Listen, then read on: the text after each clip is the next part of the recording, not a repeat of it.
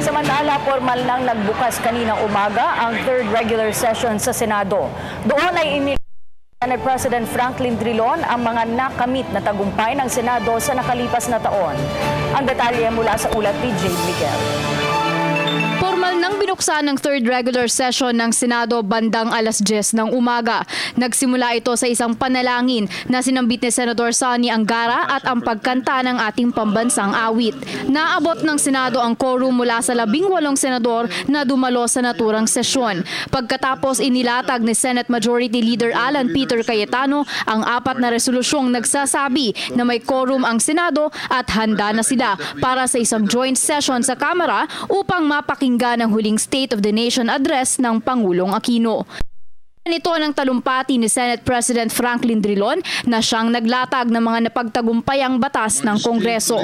My esteemed colleagues, since the beginning of the Aquino administration, we have worked hard to institute reforms needed to improve our economy, create a stable political environment, and improve our social infrastructure. Samantala, kanina bago ang inaabangang sona ng Pangulo, inihayag ng ilang mga senador ang kanilang mga inaasahan sa huling ulat ni Pangulong Aquino sa bayan. Unang-una, sasabihin niya kung saan tayo nagumpisa kasi 5 years na to.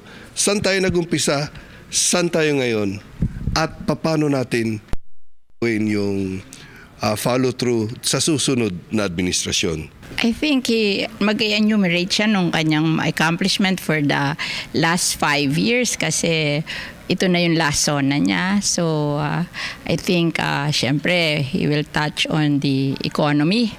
Kasi maganda naman yung ating economic growth, so i-emphasize niya yon. So ang isang expectation ko ay isang unifying na SONA ang ibibigay niya, na reaching out sa ating mga kababayan, na suportahan yung mga gusto niyang tapusin. Pangalawa, I think it should also be a bridge, no, to the next administration. Tandaan po natin kung ano man budget ang ipropropose ng ating Pangulo at ipapasa ng kalahati nito siya ang gagamit, pero kalahati yung bagong administrasyon na, no?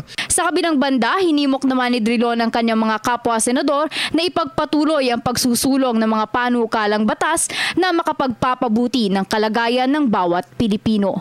Let us walk a mile more. We are racing against time.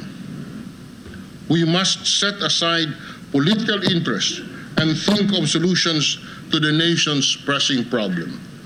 Let us remind ourselves that we are here to serve the people and not special interest groups. Para sa SONA 2015, Jade Miguel ng Bayan.